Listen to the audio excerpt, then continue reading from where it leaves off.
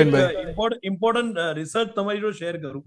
Artificial intelligence ને એનો spread છે ને ઓટોમેશનનો, એમાં KPMG એટલે one of the world's biggest consultancy firm અને યુનિવર્સિટી ઓફ ક્વીન્સલેન્ડ એક રિસર્ચ કર્યો.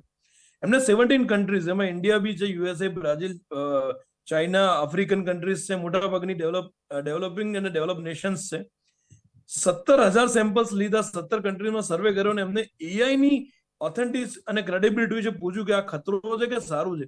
તમે જાણીને સરપ્રાઈઝ છે કે 50% લોકો તો છે ને સ્કેપ્ટિકલ છે, અને એવરી સેકન્ડ આઉટ ઓફ 5 એટલે 61% લોકોને ખબર નથી કે આગળ આ કઈ રીતે ઓથેન્ટિક કામ કરશે કે નહીં, કે AI ટૂલ્સ પર ભરોસો કરવો જોઈએ કે ના કરવો જોઈએ.